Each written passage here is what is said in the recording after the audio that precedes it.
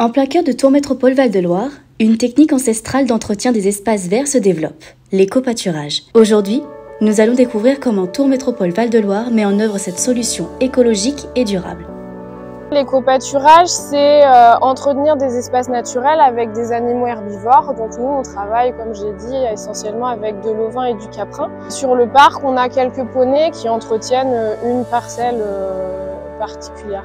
Alors on s'est rendu compte qu'au sein de la métropole, on avait des grands espaces verts qui étaient entretenus assez régulièrement mécaniquement, puisqu'on n'avait pas d'autres moyens de les entretenir jusque-là. Et on s'est aperçu que parfois on pouvait peut-être avoir une autre alternative, et donc on a misé sur l'éco-pâturage. On a mis en place certains animaux sur certains espaces. Ça nous permet de les entretenir mécaniquement qu'une fois par an, au lieu de 3, 4, voire 6 fois par an mécaniquement avant éco-pâturage. Ça permet de réintégrer beaucoup de biodiversité au sein de certains espaces.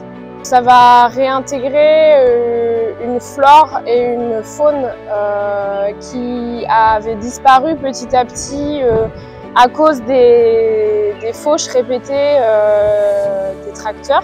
On a un cheptel métropolitain de 54 brebis, moutons et 32 caprins environ. C'est un peu, nous comme nos collègues de travail, on s'occupe de tous les jours, c'est un peu notre quotidien.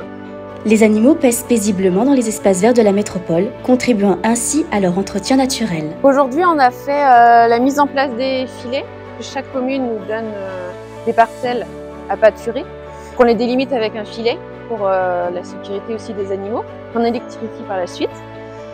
On a également mis la cabane, le petit tunnel blanc, et une pancarte pour informer les personnes pourquoi les animaux sont là, le numéro d'astreinte.